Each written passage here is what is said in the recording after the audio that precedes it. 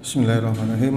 Alhamdulillahilladzi arsala rasulahu bil huda wa dinil haqq liyudhhirahu 'ala dini kulli walau karihal musyrikun. Asyhadu an la ilaha illallah wahdahu la syarikalah wa asyhadu anna Muhammadan abduhu wa rasuluh. Allahumma shalli wa sallim wa barik ala Muhammad wa ala alihi wa sahbihi ajma'in. Amma ba'd. Bukan kebahagiaan yang membuat seseorang bersyukur, tapi bersyukur dalam situasi dan kondisi bagaimanapun, maka insya Allah kita akan menjadi bahagia. Maka sepantasnya kita bersyukur kepada Allah Subhanahu wa Ta'ala. Syukur merupakan penambahan peluang nikmat kita kepada Allah Subhanahu wa Ta'ala. Semakin banyak kita bersyukur, maka makin banyak pula Allah memberikan nikmat-nikmat kepada kita. Jamaah rahimakumullah, saya sebenarnya bingung ya materi yang ingin saya sampaikan, karena saya dapat informasi.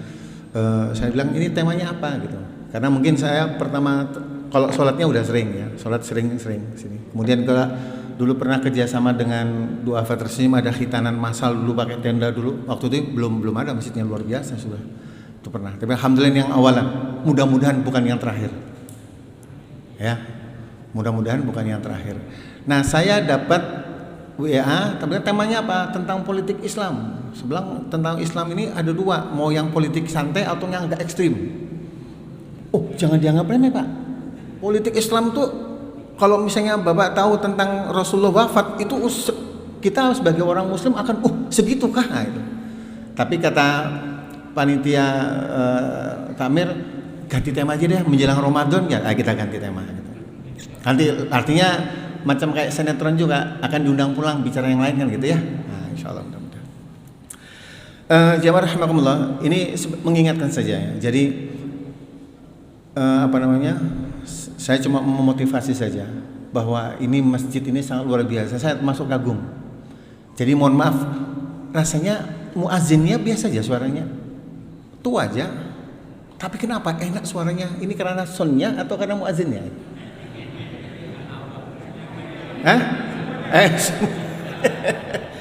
Artinya biar tua tapi suaranya masih bagus, tidak masalah.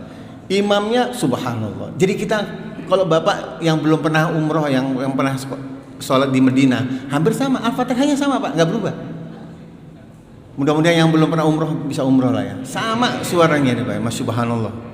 Kita jaga. Kalau saya sebagai ketua masjid, ente sudah punya kawin, sudah punya anak, sudah belum punya istri? Ambil menantu.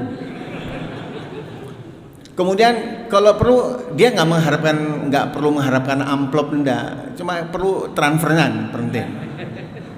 Jangan sampai imam itu, ini belum masuk materi ya, cuma interview. Jangan sampai imam itu ternyata kita, loh Ustaz, pian mau ngojek juga kah? Jatah imam karena cukup, paksa aku mau ojek sambilan. Jangan sampai. Imam kita sejahterakan. Mencari imam itu susah Pak.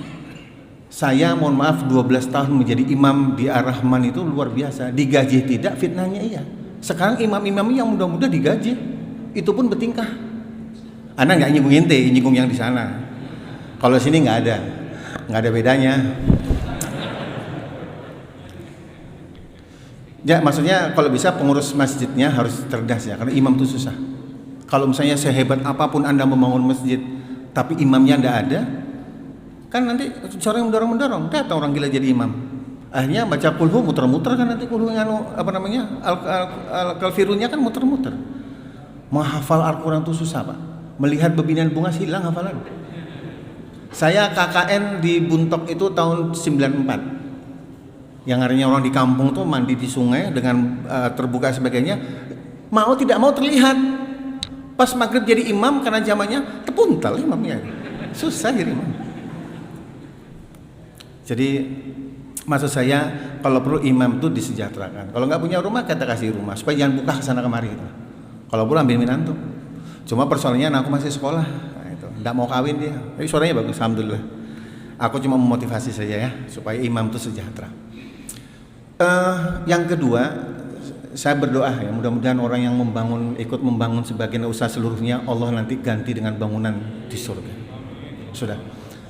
Saya sering menyampaikan di masjid ya, di Banjarmasin, kenapa Muhammadiyah itu sampai 109 tahun dia bisa berdiri dengan kokoh, organisasi yang terbesar dan paling kaya di dunia. Karena moral, akhlak, Dua karakter akhlak itu, yaitu jujur dan kerja keras. Apa artinya Anda jujur? Jujur tapi pemalas. Masjid nggak bakalan terbangun. Oh, ini orangnya jujur tapi hendak membangun masjid pinang koler. Nggak ada artinya. Maka organisasi itu akan jatuh. Kerja keras tapi tidak jujur. Kami menyumbang, masjidnya nggak kelihatan. Jadi karakter organisasi Muhammadiyah itu bisa berkembang sampai sekarang itu karena dia jujur dan bekerja keras. Jadi buat bapak-bapak yang menginfakkan sebagiannya harta bapak untuk membangun masjid, ikhlasan saja. Insya Allah ini terbukti sudah terbukti. Cuma kayaknya masih panas ya. Nggak usah ngomong, kita sampein aja. Jadi kalau bisa masuk dingin kayak di Madinah juga toh. Mudah-mudahan ini luar biasa ini masjid. Subhanallah. Yang keberapa ini? Ini belum masuk materi ini. Ini masih kisah-kisah aja dulu. Yang keempat, ini keempat ini. Nah, berkenaan dengan azan, saya bukan pro pemerintah. Saya bukan orang PNS, enggak. Saya termasuk orang yang kritis. Sebelum menteri itu bicara tentang azan, saya jauh-jauh hari sudah berbicara tentang azan. Di Mekah itu Pak boleh azan cuma dua, yaitu Mekah dan Madinah yang boleh azan di suara luar, selebihnya suara di dalam. Karena di dalam surah Al-Hujurat itu ayat ayyuhalladzina amanu la tarfa'u aswatakum, jangan kau nyaringkan suaramu. Karena orang Arab itu Pak kalau ngomong itu nyaring. Maka ditegur, jangan, ini nabi nih. Jangan kau nyaringkan. Maka banyak para ulama ijtihad, azan itu cukup di dalam saja. Orang tahu bahwa ini jamnya jam sholat. Nah, kenapa jadi menteri mengkritik azan sampai dengan anjing? Suaranya tidak baik. Amun sidin kayak imamnya muazzinnya kayak gini, pernah kan ketujuh? Nyaman ya. Di Bukhari dijelaskan di bab awal muazzan azan itu, azan pertama itu di Madinah Pak. Pertama kali sejarah azan yang itu dikomandangkan di Madinah. Umar bin Abdul Aziz ketika menjadi khalifah, ada seorang muazzin yang terlalu belagu azannya itu. Lalu ditegur, azanlah dengan suara yang nyaman didengar. Atau kau tinggalkan, gak usah azan apa-apa gitu. Ada orang yang azannya mengencang sampai ininya keluar itu, kan sakit telinga, tidak nyaman. Kata Umar bin Abdul Aziz, tinggalkan, kau gak azan. Jadi azan tuh boleh kalau suaranya, pian kata dia azannya, wah, boleh, tidak ada masalah, nyaman didengar.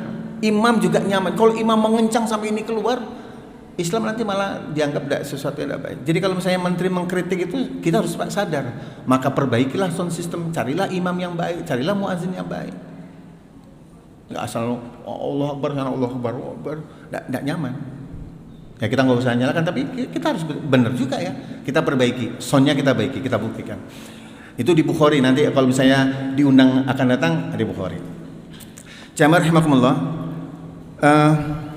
Yang kelima, ini masih belum masuk nih, belum masuk materinya. Kita sampai jam berapa? Sampai Isya. Kalau di Bukhari itu, mohon maaf ya, Nabi sering menunda sholat Isya. Ayo, Isyanya sampai jam berapa ini? Ya, sampai tuntungnya lah. Bila kada tuntung, sambung pulang gitu. Jamaah rahimakumullah. Boleh jadi ya dari sekian juta warga Indonesia atau penduduk dunia ini, ketika situasi COVID ini doanya dikabulkan sehingga COVID berlalu. Tapi datang lagi Omikron, tapi nanti sonetron datang lagi nanti penyakitnya, COVID-nya itu ya. Saya sering menyampaikan bahwa masalah, setiap manusia itu punya masalah dan setiap masalah itu ada solusinya. Masalah itu gini Pak. Bapak kalau misalnya sholat Isya, kemudian sholat subuh, di antara sholat Isya ke subuh menunggu nggak? Menunggu. Subuhnya datang nggak? Datang. Subuh pasti datang. Masalah itu Isya, solusi itu subuh. Terkadang kita ini Pak menunggu satu solusi itu nggak betah, nggak sabar, sehingga lalu protes ini sebagainya. Masalah itu Isya. Dan solusi itu subuh, selesai, insya Allah semua masalah itu selesai. Jadi sabar. Nah ternyata hampir 3 tahun ini COVID sudah mulai selesai. Jamaah rahimakumullah. Terkadang kita ini tidak siap dengan situasi itu. Bapak tahu Jepang itu agamanya Shinto, menyembah matahari. Dia sujud Pak, tapi yang sujud matahari. Tanggal 6 Agustus 1945 Hiroshima itu dibom sama Sekutu, habis berantakan. 9 Agustus 45 dibom lagi Hiroshima, Nagasaki, hancur. Tapi beberapa tahun berikutnya Jepang bangun negaranya dengan luar biasa. Jepang itu tidak pernah berhenti antara musibahnya, kalau nggak tsunami, gempa. Tapi cepat membangun. Kenapa? Karena orang Jepang menganggap musibah itu jadikan budaya, bukan sesuatu yang mengerikan. Kita baru COVID Pak, sudah kipuh. Ada dan bansos, dikorupsi lagi bansosnya. Kita tidak siap kita. Jadi insya Allah mudah-mudahan COVID ini berlalu. Oleh karena itu kita jadikan, akhirnya alhamdulillah kan masker ini kan sudah jadi budaya. Kalau kita keluar kalau nggak pakai masker kan ada yang kurang ya. Sudah jadi budaya, nggak usah diperintah, nggak usah diperintah. Jadi menghadapi persoalan menjadi budaya. Itu yang ke-5. Banyak benar ini. Yang ke-6, nggak apa-apa masih jauh lagi waktunya.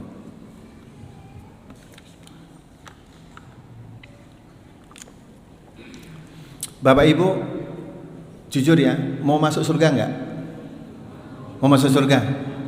Gampang, gampang masuk surga. Ini serius ini. Saya kasih rahasianya. Suatu hari Rasulullah seperti biasa ada taklim gini. Di dalam pertengahan taklim, maka Nabi pun bersabda, sebentar lagi ada seseorang penghuni surga masuk kemari, masuk ke masjid dengan jenggot yang basah karena akibat wudhu. Besoknya lagi sama.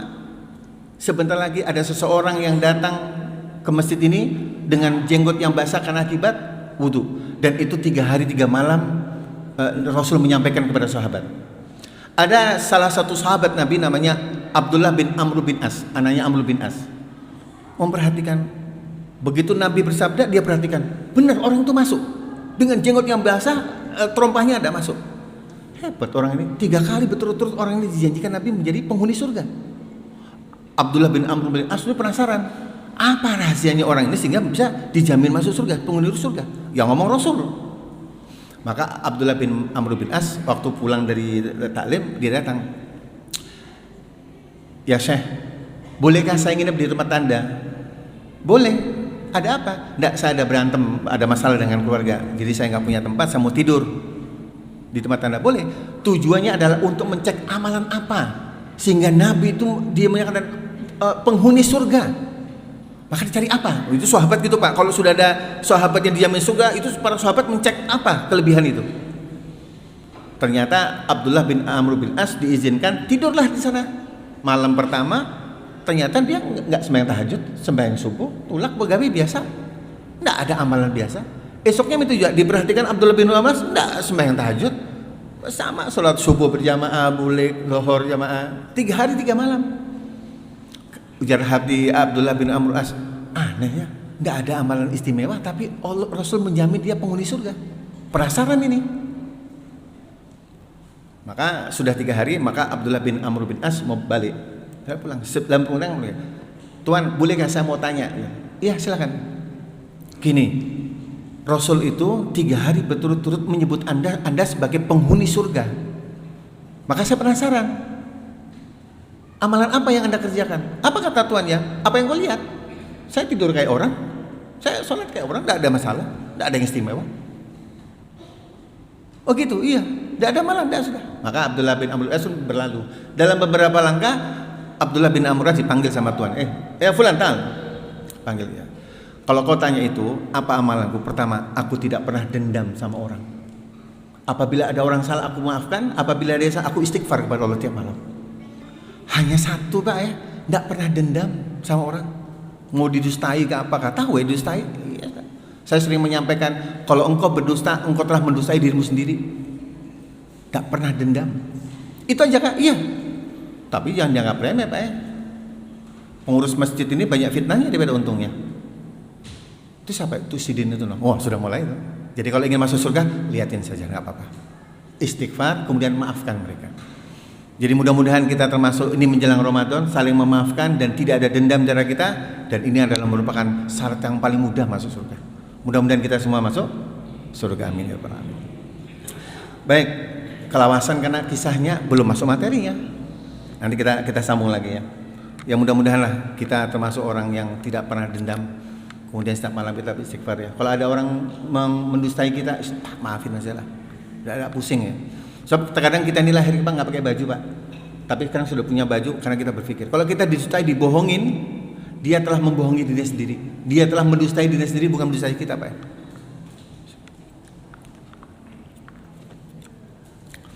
Sekarang masuk ke kajian kita ya. Saya ingin gini. Saya belum selesai tadi. Pesan terakhirnya tadi saya sering sampaikan. Kalau mohon maaf kalau Anda marah ya, itu sampaikan. Apalah artinya Anda menghidupkan sunnah tapi menyinggung perasaan orang lain? Anda menghidupkan sunnah Nabi tapi menyakiti orang lain. Anda menghidupkan sunnah Nabi tapi perkataan Anda itu membuat orang sakit hati.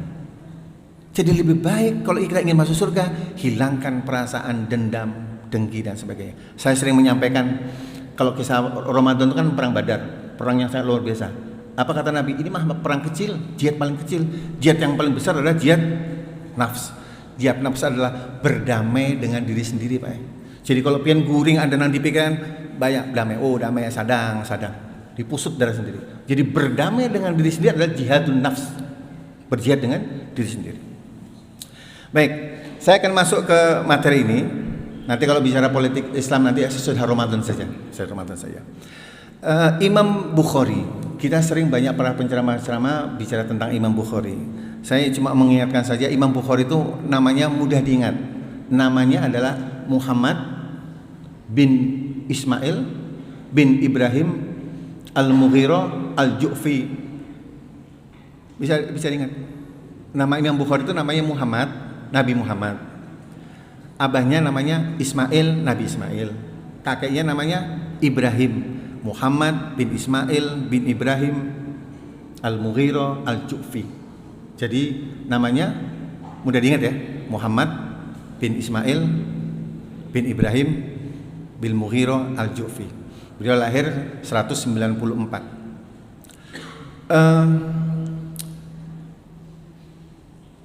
Di Bukhari itu kurang lebih hampir 4.000 Pak yang tidak diulang. Yang kalau diulang-ulang sampai 6.000. Dari sekian sarah hadis Bukhari yang sangat populer itu ada sekitar 80 sarah hadis Bukhari. Yang sangat populer adalah Fathul Bari karya Ibnu Hajar Al-Asqalani. Itu yang sangat populer dan sangat dikagumi oleh beberapa ulama. Ini paling dianggap yang paling akurat yang bisa dipercaya. Jadi kalau bisa Bapak di rumah harus punya sarah Bukhari atau Fathul, ada terjemahannya. Jadi kalau ada satu masalah itu dijelasin paling bagus. Ini ulama besar, Imam Bukhari itu ulama besar. Tapi Pak, jangan kita menganggap bahwa itu sebuah perjuangan sudah besar. Orang melihat masjid ini besar, perjuangannya Pak. Imam Bukhari itu fitnahnya banyak, difitnah setengah mati. Tapi begitu meninggal, karyanya selalu, setiap penceramah selalu diangkat di dalam kitab riwayatkan oleh Al-Imam Bukhari. Tapi ketika menghimpun itu difitnah luar biasa. Makanya saya sering menyampaikan tidak ada orang yang berbuat baik itu kecuali fitnah yang diperoleh. Dikira bangun masjid ini nyaman, tanya aja pengurus masjid. Oh, jangan-jangan itu sampai juga kan saudara-saudara. Nah, itu difitnah. Tapi kalau ini berjuang karena Tuhan tidak ada masalah. Kenapa pian ngomong gitu? Karena kita dulu pernah 12 tahun ngurusin masjid. Lebih banyak fitnahnya daripada pujinya. Tapi kalau sudah masjidnya dibangun gini kan, itu kalau ada seorang kok, nah itu. Tapi sudah dibangun. Baik, saya ingin menyampaikan pesan buat para kita pendidik atau ustadz atau pengurus sebagainya. Ada Nabi mengajarkan, termasuk Ali bin Abi Thalib mengajarkan memberikan ilmu itu sesuai dengan kemampuan orang masing-masing. Tidak boleh disamakan itu. Nanti orang sesat. Maka di sini disebutkan ada di Bukhari itu hadis ini sarah ya. Tapi kalau di Bukharinya itu 126 hadis yang ke 126. Hadis ini diriwayatkan oleh Abu Tufail. Abu Tufail ini termasuk sahabat terakhir Nabi. Jadi kalau ditanya siapakah sahabat Nabi terakhir, namanya Abu Tufail. Apa kata Abu Tufail di akhir hayatnya itu? La yuhaddisu ahadun, tidak ada seseorang satupun al-yauma pada hari ini itu melihat atau mendengar sabda Nabi kecuali saya. Artinya sahabat yang terakhir namanya Abu Tufail. Dia lahir ketika perang Uhud, kemudian dia termasuk orang yang fanatik terhadap Ali bin Abi Thalib. Tapi ketika Abu Bakar menjadi khalifah, dia tidak mengingkari. Umar bin Khattab menjadi khalifah, dia tidak mengingkari Utsman. Tapi yang lebih afdolnya itu adalah ketika Ali bin Abi Thalib. Nanti kalau Bapak Ibu ketika membaca tentang sejarah perawi-perawi hadis atau sahabat-sahabat Nabi tentang ini, maka ada sahabat yang sebut huwa tasayyu, maka sahabat itu adalah cenderung terhadap Ali. Ya kalau macam ini Syiah, tapi bukan Syiah yang sekarang mengkafir-kafirkan Umar bin Khattab, Abu Nda. Jadi orang tasayyu itu dia mengakui khalifah itu, tapi sebenarnya lebih utama adalah Ali bin Abi Thalib. Ketika di Baghdad ngikut. Nah, ketika Ali bin Abi Thalib meninggal, maka Abu Tufail pindah ke Mekah dan meninggal di Mekah. Dia termasuk sahabat Nabi yang terakhir. Apa kata Ali bin Abi Thalib? Menurut Ibnu Hajar, hadis ini merupakan derajat yang paling tinggi dalam perawi hadis Bukhari. Kenapa? Karena perawinya cuma 2. Yang ketiga adalah sahabat. Jadi paling tinggi derajatnya adalah hadis ini. Apa bunyinya? Ini Al-Imam Bukhari ya. Ini karena bukan kitab aslinya, saya agak bingung karena terjemahan oleh Albani, jadi disingkat. Jadi waqala Ali berkata, hadisun nasa bima ya'rifun. Sampaikan kepada manusia sesuai dengan kemampuan yang menerima. Hadisun nasa bima ya'rifun.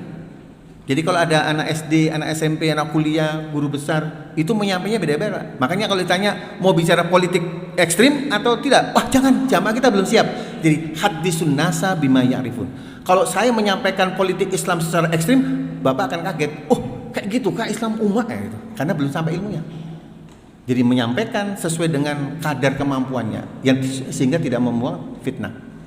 At-tuhibuna ayyukadzibullaha wa rasul. Apakah kalian mau Allah didustakan dan rasulnya itu gara-gara ketidakfahaman menyampaikan berita? Wah, ini bisa bahaya nih. Jadi menyampaikan sesuai dengan keahlian masing-masing. Hadis berikutnya, Rasulullah itu biasa menggonceng anak muda, anak-anak kecil, termasuk Mu'az bin Jabal. Waktu masih kecil, bergoncengan gitu. Dalam goncengannya itu kalau dalam satu riwayat ada hampir 30 sahabat kecil yang pernah digonceng oleh Nabi. Oh, Nabi yang gonceng anak itu luar biasa. Dalam goncengannya itu Rasul menyampaikan, "Ya Mu'az bin Jabal, labbaik ya Rasulullah." Wasaidak. Ya bukan ya gimana ya Rasulullah? Labbaik. Aku datang dengan panggilanmu, Pak. Aku datang atas panggilanmu dengan senang hati. Sama kalau macam umroh itu dengan senang hati. Labbaik Allahumma labbaik. Senang hati. Dan Rasul pun menyampaikan memanggil Mu'az itu 3 kali berturut-turut. Maka Rasul pun bersabda, "Ma min ahadin yashhadu an la ilaha illallah wa anna Muhammadar Rasulullah sidqan min qalbi illa ma haramallahu 'alan nar." Barang siapa yang menyatakan la ilaha illallah Muhammadar Rasulullah sidqan fil qalbi haramallahu 'alan nar, maka Allah mengharamkan dirinya itu masuk ke dalam neraka. Hanya kalimat la ilaha illallah. Maka mendengar berita itu Mu'az bin Jabal, "Ya Rasulullah, bolehkah aku beritakan berita penting itu aku sampaikan kepada manusia?" Hanya cuma mengucapkan 2 kalimat syahadat masuk surga. Haram masuk neraka. Maka apa kata Nabi? Idzan lan taliku. Jangan, nanti ada orang yang tidak faham, ternyata hanya 2 kalimat ini masuk surga, akhirnya tidak mau sholat, tidak mau haji dan sebagainya. Jadi meletakkan sesuatu pada tempatnya itu paling penting. Jadi menyampaikan ilmu itu ada batasan-batasan, ada sesuatu ilmu yang disampaikan, ada yang tidak. Ini yang pertama. Isya sampai jam berapa? Sampai jam 10. 40 ya.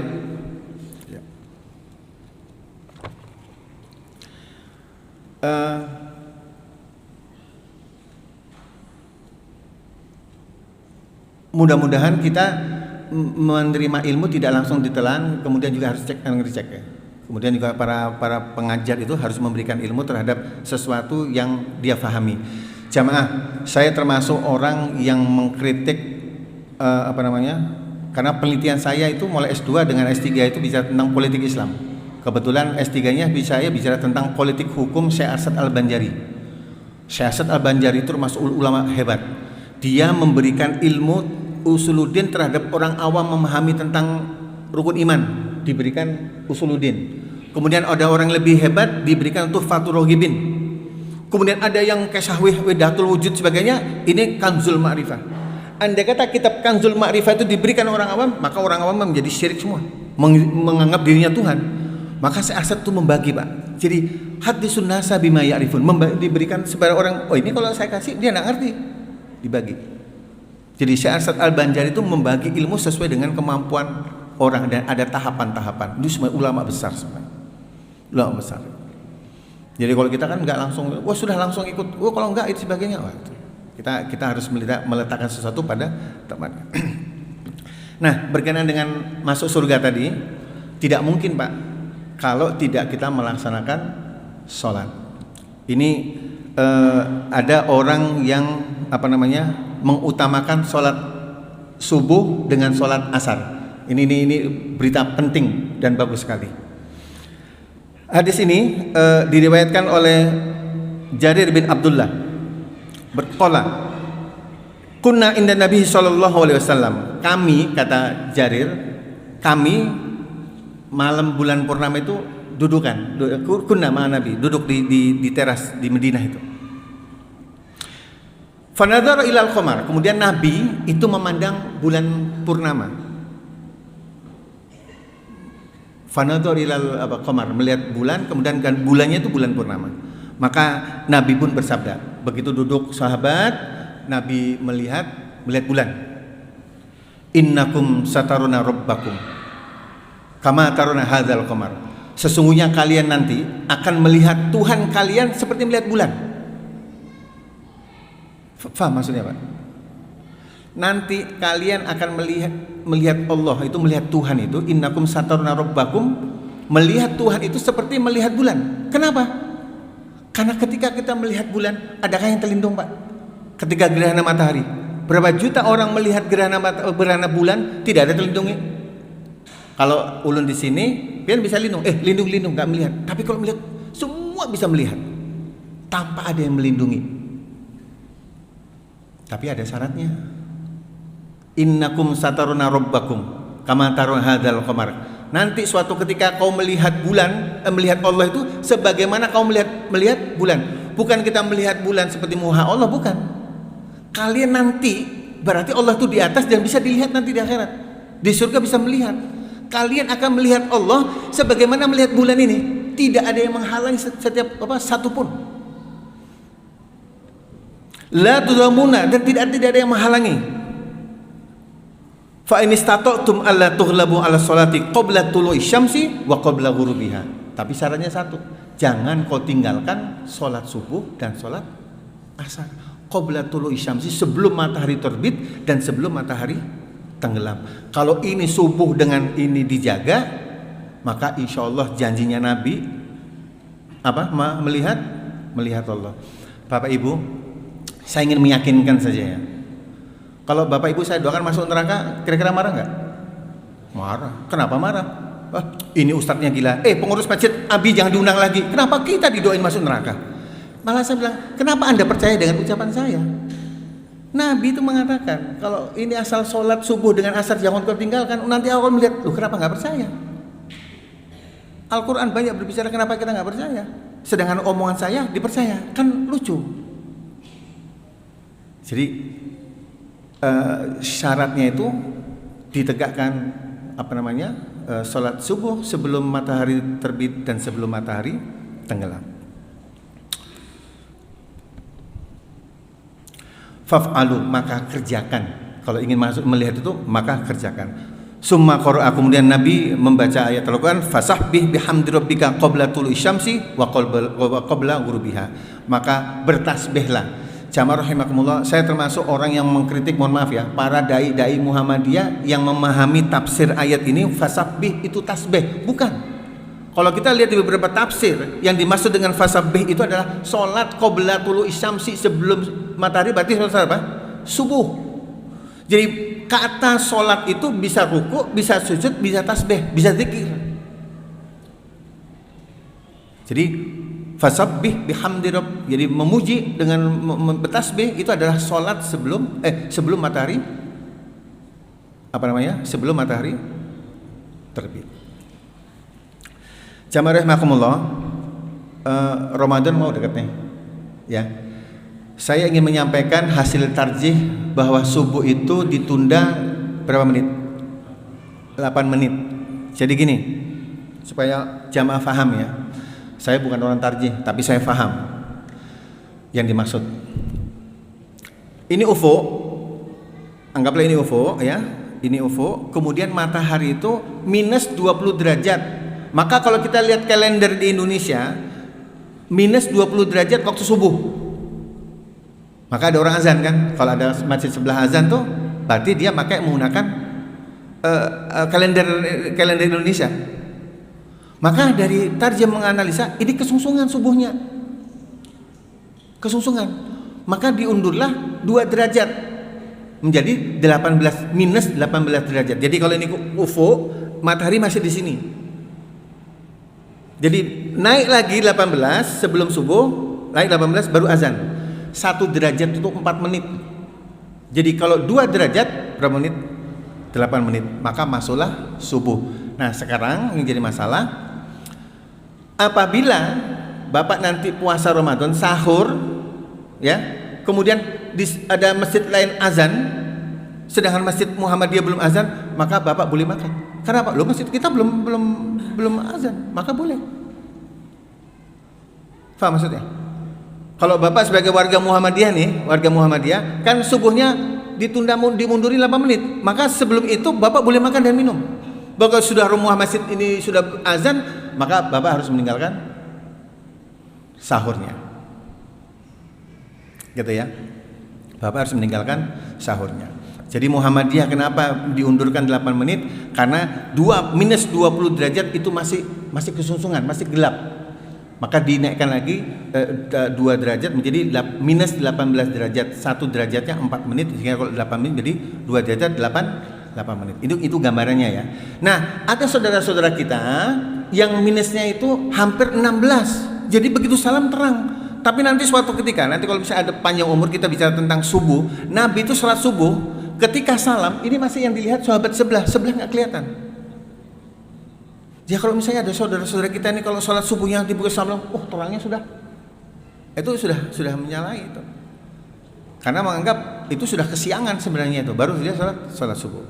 Jadi Muhammadiyah itu ideal, tidak kesungsungan dan tidak kelandungan. Tapi orang kita juga rancak melandung juga lah. Jam berapa ya? Jam 7 sekali ya. Subuh kan duha ini.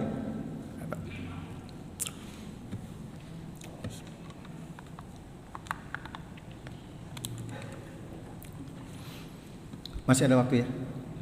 1. Saya mungkin ada 2 hadis lagi ya nanti. Ada tanya dialog kah? Enggak ada ya. Saya habiskan ya sampai Isya. Isyanya jam 10.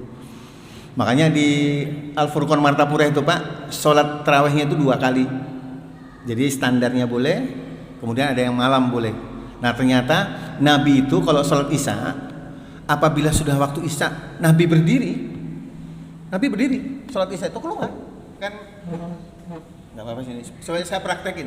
Kan rumah Nabi itu kan di sini. Jadi Nabi itu tidak pernah sholat sunnah di masjid, sholat sunnahnya di rumah. Begitu keluar lihat, kok nggak ada sahabat ini? Tunda aja ntar malam aja jam 10-an ya.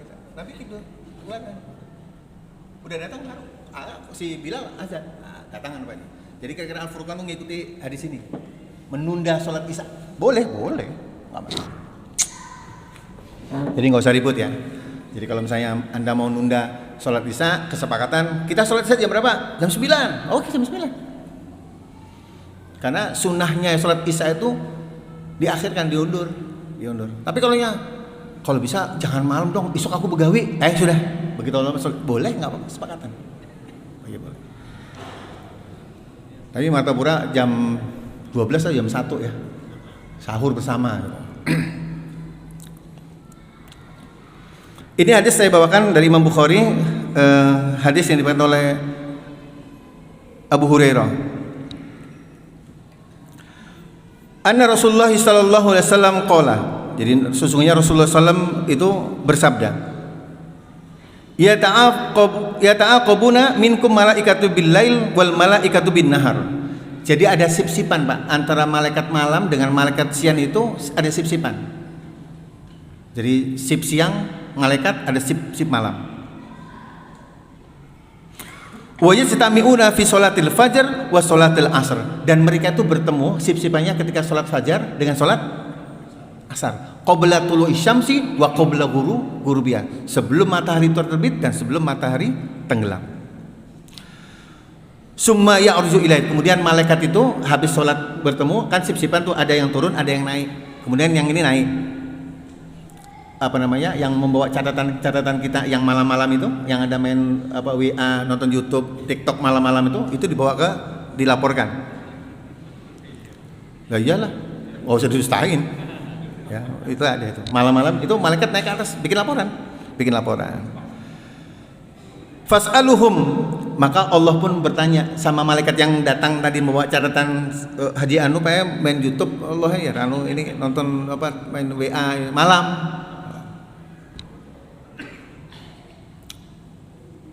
Wa huwa a'lamu. Sebenarnya Allah itu tahu apa yang kita kerjakan. Cuma kisahnya aja bertakut sama malaikat.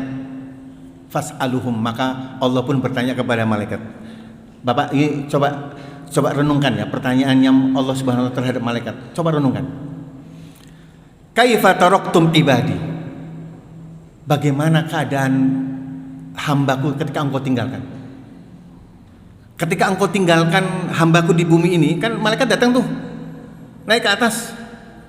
Ikan laporan, maka Allah pun bertanya, bagaimana keadaan hambaku ketika kau tinggalkan itu?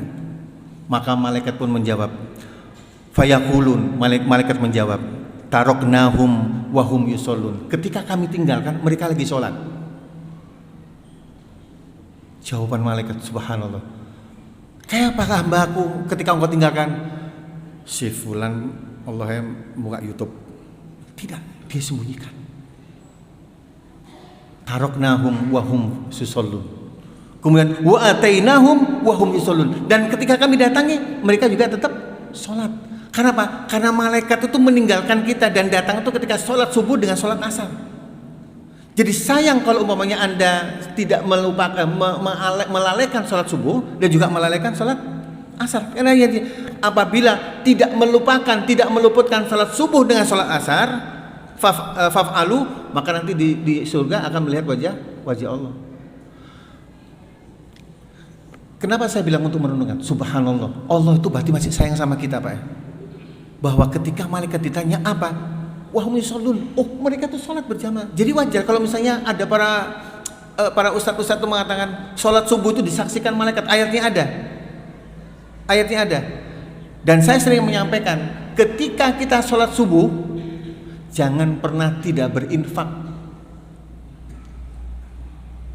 Ketika sholat subuh, jangan pernah tidak berinfak. Kenapa? Karena malaikat hadir subuh itu. Subuh itu hadir. Pernah dengar hadisnya enggak? Ketika malaikat itu bersip-sipan, kemudian mereka berdoa, malaikat itu berdoa. Apa? Allahumma a'ti munfiqan khalafa. Ya Allah, berikan dia melipat ganda karena dia sedekah di subuh hari. Bapak bersedekah subuh hari itu lakukan yauman bi yaumin afdalul dzalik, sedikit demi sedikit tapi saban hari. Itu jauh lebih baik, Pak, dibanding memberikan batu esok bingung. Berapa? Mun ada celengan lewat, jangan dicelengi. Ini pulang lewat celengi pulang. Berinfak. Bapak jangan malu kalau Bapak punya di rumah ada 2.000, kasih. Kemudian berdoa. Habis berinfak, ini berinfaknya 2.000, hajatnya banyak benar. Ya Allah, ini anu. Jangan mengatakan ente 2.000 banyak permintaan. Ya Allah, saya nggak perhitungan, cuma kita paham seorang ya. Satu hari infak, satu hajat, satu permohonan, satu infak, yauman bi yaumin afdalul dzalik katanya. Berinfaklah setiap hari. Makanya nanti subuh ini, Pak, diakui atau tidak diakui orang datang ke masjid subuh untuk salat subuh ke masjid, manfaatkan untuk berinfak. Karena infak itu untuk kita, bukan untuk penerima. Tahun 2000 ada nggak di Banjar tuh, Pak? Seluruh masjid tidak menerima zakat fitrah dan zakat mal. Sampai jam 1 malam orang bingung mengantar zakat fitrah kemana karena masih tutup. Apa kata Nabi? Nanti suatu zaman ada orang yang berinfak tapi satu pun tidak menerima karena sudah cukup. Ternyata ini baru uji Covid saja masih tutup, nggak ada yang menerima, bingung orang. Esok hari raya siapa menerima ini? Jadi berinfaklah yauman bi yaumin afdalu dzalik. Kalau Bapak datang subuh berinfak, asar. Saya tidak menyambung hadis yang satunya karena hadis yang satunya itu ancaman. Barang siapa yang kikir, ngeri Pak. Saya memberikan motivasi yang subhanallah karena hajat kita beda ya. Kita punya kemampuan kita bersedekah itu beda-beda. Ada yang 100 ribu buat mereka kecil. Tapi buat mereka 5 ribu, 10 ribu. Ada yang 20 ribu atau 50 ribu. Wah ini kawan nukar minyak goreng nih. Sayang. Berinfak seberapa mampu kasih, tapi rutin. Ini masih ada waktu lagi kan? Mumpung lagi semangat ini. Habis ya? Mumpung wah ya. Padahal masih semangat ini. Kalau bisa sodako, saya lagi semangat ini. Tapi tidak apa-apa nanti lain waktu insya Allah akan kita sambung lagi ya. Jamaah rahimakumullah, dari pesan terakhir ini kita stop dulu atau habiskan ya, nggak apa-apa ya. Dari pesan ini Ramadan ya, khusus Ramadan, jangan pernah untuk tidak berinfak. Kata Nabi itu Ramadan tuh perbanyak baca Al-Quran dan berinfak. Infaklah yauman bi yaumin afdalu dzalik. Sedikit demi sedikit tapi sebenarnya dan itu lebih baik. Enggak usah banyak. Tapi kalau saya lihat ini amplopnya besar-besar wajar ya bangunnya besar ya. Enggak apa-apa. Dan berinfak itu untuk kita bukan untuk ini. Jangan pernah mencurigai pengurus rugi Bapak. Saya mohon maaf ya. Orang berinfak itu bagikan orang yang buang hajat. Bapak pernah nggak membuang hajat dipikirin gugurnya kemana larinya? Nah, Pak gugurnya sudah kan? Kemana larinya? Nyangkutnya kemana? Tidak ada. Sudah kasih. Soal nanti kalau pengurusnya korupsi itu urusan dia dengan Allah SWT. Kita sudah selesai. Tidak ada hubungan dengan kita. Nanti banyak kalau kisah-kisah tentang keajaiban sodako. Nanti lain waktu saya akan berbicara tentang keajaiban sodako. Insya Allah. Kira-kira ini bisa saya sampaikan. Mudah-mudahan ada manfaatnya dan mudah-mudahan sholat kita, puasa kita, sedekah kita dan amal-amal ibadah kita mendapatkan ridho dari Allah Subhanahu wa taala. Sekian terima kasih. Assalamualaikum warahmatullahi wabarakatuh.